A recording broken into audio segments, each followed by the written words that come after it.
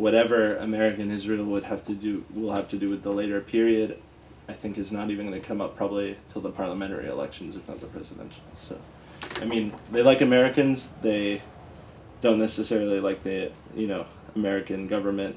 They loved Obama. They were really disappointed in him, unfortunately. I think that I don't think we're going to see any changes in Egypt's policy towards Israel till at least after parliamentary elections, which could be a while.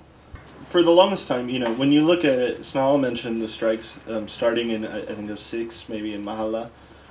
Every single strike action by an Egyptian factory has been a independent political act. So they had not formed independent unions because they were prohibited from doing so, but they were by no means working within the state unions. So they have all of the infrastructure kind of created by these para-unions that they've been having to use. And so I think that it's going to be a rather quick transformation. They've had a lot of experience with just kind of self-organization and doing all these things on their own. So I think that the transition is actually going to be shockingly easy. At rid of the people who are stealing from us and preventing us from striking and such is the call. There were at least 5 or 6 different stages with megaphones or PA systems of varying quality. And so information was distributed and probably just someone would be grabbed and be like, hey, go over there. But I remember one time, all of a sudden, it was like someone was doing the wave at a concert. This just roar comes through and passes over just the entirety of this huge square within a minute of people thinking Mubarak's resigned, then being told that no, someone just misheard. It was probably someone on their phone asking, oh, did he leave like somebody else? And so news traveled really fast within the square, despite it being so big and having so many people. But rumors did as well, as you'd imagine. As far as the first part, I think that the biggest danger is just the frustration of the demands of the kind of revolution, the revolutionaries. I think that a return to the status quo is the worst possible outcome of all. I mean, if Egyptians were given the chance to elect their own leadership and it came out by everybody else's objective standards to be a total debacle, then that'd be one thing. But, at least give them a chance to screw up, almost, I think. This talk of the stability of Egypt and the need to kind of transition to democracy is just gets more and more disgusting the more it just refuses to go away.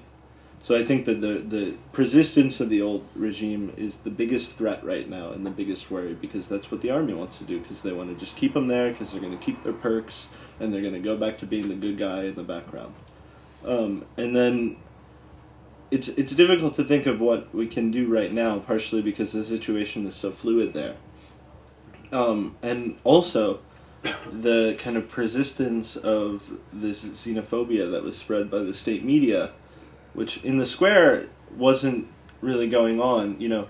Me and a bunch of friends of mine, all Egyptian, who didn't necessarily look the type, there were these jokes because they were talking about people with foreign agendas, and so people would come by and laugh, and they'd be like, oh, so you guys are the ones with the agendas, huh?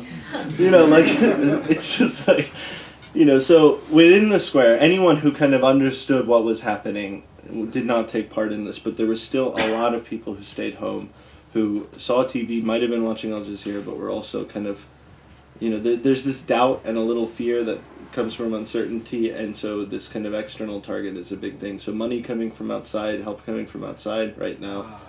I wouldn't say don't do it. Try and do it if you can and can find a way, but it's just touchy. And more than that, I think just the fluidity of the situation. It's hard to figure out. Keep watching. That's what I'd say. Yeah. It's a good question. And, this came up when the administration finally started to turn the corner right before Mubarak resigned and, actually said anything. There was this moment where there's this debate happening over whether military subsidies should be pulled. I think that part of the problem is that if you cut that subsidy, the military can basically go rogue. Now they're profiting a lot. This money goes back to the U.S., but a lot of it gets, stops on the way. Yeah. I mean, some of them have these concerns and corporations established, I think, here, like shell corporations, so that money gets right back, or consultancies, to where they can get this directly even. Right. So to cut that aid now, I think it's probably ultimately a good idea, but I don't necessarily know how the military there would react. I think that, you know, maybe a question of just kind of examining the disparity between the amount of military aid versus the amount of kind of non-military aid, and the role of kind of USAID and all that. Right. Maybe not necessarily going up against the military subsidies, but questioning some of these other policies, like the kind of IMF, World Bank, US structural adjustment set up, and asking what the US's role is in basically crippling the Egyptian economy and immiserating its people. Also, a California company sold all that internet monitoring software and the big red lever, I'm assuming it was, that shut off the internet there. This was just a private company in California that some Al Jazeera reporter walked up to in a strip mall somewhere and just asked them questions before they got kicked out. So there's a lot going on. The tear gas was manufactured in the U.S. One of the jokes being that they were using expired tear gas, so the police couldn't even get that right.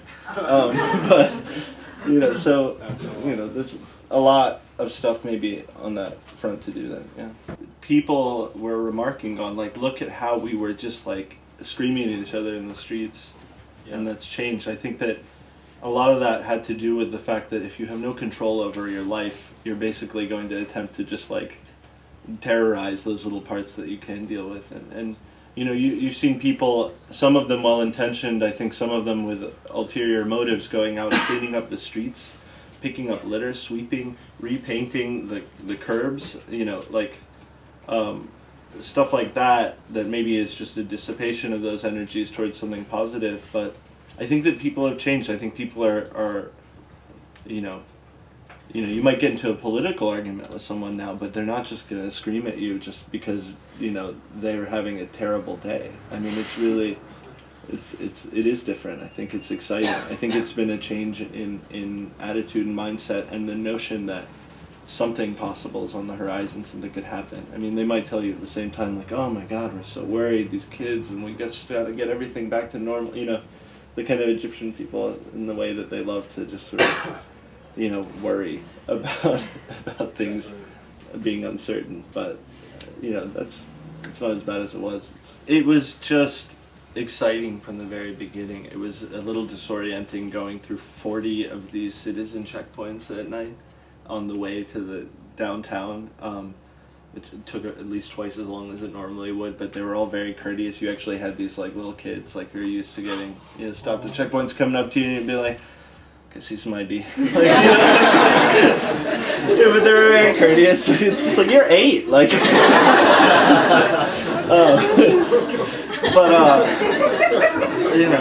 I think the general atmosphere, was, as much as I kind of criticized this idea of like a youth revolution, it was one of the few times where you saw young people actually getting to express themselves in public, to laugh and to joke, and to do so in ways that weren't necessarily just like roving bands of like malcontent young men, or and like the presence of women and young women and men and women hanging out together and just getting to have fun in public. This is first person because I was having a lot of fun most of the time, and just kind of like making jokes and singing, and the jokes were great. It was a really funny revolution, which is a credit to the Egyptian people, I think. So I think that is what really characterized it so much, was just this feeling that you were just kind of like having this incredibly, free, just kind of shifting political discussion, kind of, song session / stand-up comedy routine going on at the same time, and taking all this in, so that it was very serious as far as what the demands were, what the content was, but it didn't have to necessarily feel like just, pressured and kind of, so it was great. And other times it was really scary, but, We'd done this a few times. We'd gone up, we'd carried rocks, we'd thrown rocks, we'd, propped up these barricades, and it was kind of this thing where you'd go up, you'd take about as much of this as you could, and then you'd go back and kind of just sit there for a second, and then you'd go up and get, and so at one point, we're holding one of these barriers and we're pushing it up, and meanwhile, there are 3 apartment buildings there and then a bridge here, and the bridge is theirs, and then this apartment's theirs, and it turns into military language, which is really weird to think that what was just a demonstration, people coming out and expressing an opinion in public, has to fall into the language of tactics in battle because it comes under threat like that. I mean, it's very strange to me still to talk about it like a battle, but it felt like one maybe from the Middle Ages, because it was just loud and it was nasty, and the injuries were mostly just like impact, and there were people who were shot that night by snipers. But so I'm holding this, and there are Molotov cocktails coming down from the rooftops, and people throwing them from behind me, and all this stuff, and I'm pushing this thing forward, and at one point I look up to see where they are, and then I see, oh, they're right there, and then it's like wham. So I get hit with a rock, and it catches me like here on my nose and right above my eyebrow and a little in my eye. And I kind of hit the ground and immediately realized what had happened, which was good because it meant that I wasn't dead and I hadn't gone completely stupid. And so, but I think I think my nose was broken. I didn't really get an x-ray there. But I did get stitches though. So I started going back stumbling with, a nosebleed not seeing out of my right eye, and everyone's like, have a seat. And I'm like, no, I'm going to go to the clinic because I know where the clinic is. And fortunately my cousin, was there, and he grabs me, and another total stranger does, and we go. And I got really amazing under the circumstances, or even generally medical treatment from these doctors who were in the same predicament as us. And they came to help us, and I got, sterile stitches, and I got, my eyes looked at, and, and they were helping everybody who was hurt, and, even people who were just, in pain or just anxious, like just talking to them, helping it. It was really, amazing, but I wasn't of much more use that night after that. But fortunately I didn't lose my eye. I didn't die, so.